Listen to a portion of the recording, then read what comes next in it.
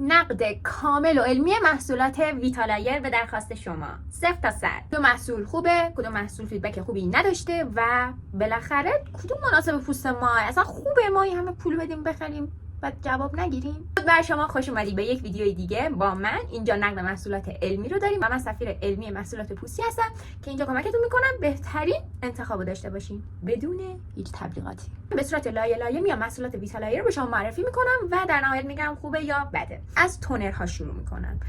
کلا برند ویتالایر دسته‌بندی های مختلف داره برای حالا کسایی که میخوان لایه برداری کنن، کسایی که پوست چربی دارن، پوست خشک یا حالا حالت آبرسان، پوست دارای لک و خب این که طیف وسیعی از مشکلات پوستی و نیازهای پوستی رو داره توی محصولاتش خیلی به نظر من اوکیه و یه چیز خیلی جنرال نیست. تونرهاشو که خدمتتون عرض کردم عالیان. ما میتونید داخل ظرف اسپری هم بریزید که من این کارو میکردم و قبل از روتین پوستی یا زدن آبرسان اسپری میکردم روی پوستم. اونی که مخصوص پوستای چربه که سبزه عالیان. قراره بستر خوبی رو آماده کنم برای اینکه محصولات پوستی به راحتی بیان روی پوست و نفوذ کنن و بهترین عملکرد رو داشته باشن. بچه‌ها من مرطوب کننده ویتالایر چون پوست خودم چربه، مخصوص پوستای چربشو تهیه کردم. حالت ژل کرم داره، باعث جوش میشه.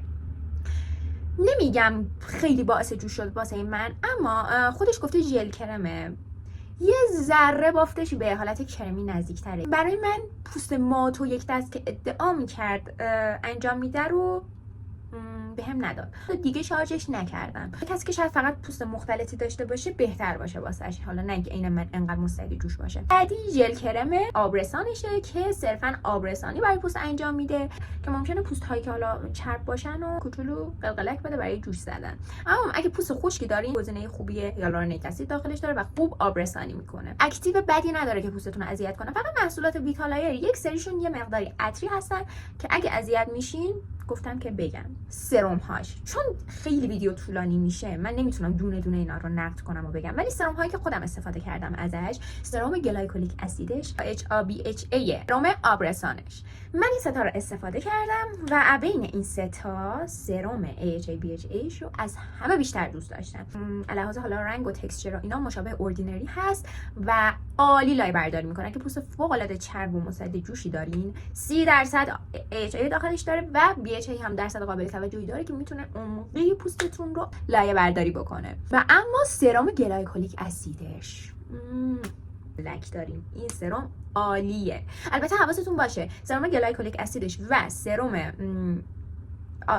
HABHA که گفتم نهایتا هفته 2 بار دیگه ماکسیموم 3 بار بعد استفاده کنید. نه هر شب ازش استفاده کنید که پوستتون فوق العاده حساس می‌کنی. صبحش حتما ضد آفتاب و تمدید ضد آفتاب رو داشته باشین تا نتیجه عکس نگیرین. یه اسپری آبرسان داره ویتالایر که خیلی خوبه، آبه، خب آبه و حجمش کمه. علاوه قیمتی خیلی مورد علاقه من نبود، ولی همونطور که از اسمش مشخصه برای کسایی که حالا میخوان یه سری سرم هیالورونیک اسیدشون خیلی بهتر جذب شه این اسپری آبو میزنن، یا کسایی که توی آفتاب و گرما و اینا گرمازدگی شدید پیدا میکنن میتونن اسپری کنن روی صورتشون، ولی خیلی زود تموم میشه. حالا عزیزی این قیمت این اسپری آب تو لطفا بیار پایین‌تر چون چیز خاصی داخلش نداره. مرحله آخر ضد آفتاباشه. مثلا ضد آفتاب ویتامین C داره، ضد آفتاب برای پوست‌های چرب داره که فلویدی هستن همشون، اما من دوستشون نداشتم. یه ذره برای پوست چربی و مستعد آکنه مثل من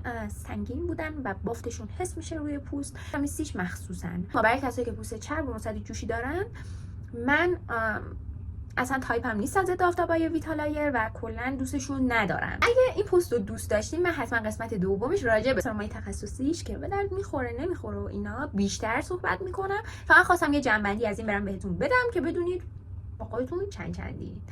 اگه دوست داشتین لایک و سابسکرایب هم یادتون نره. تا درودی دیگر، بدرود.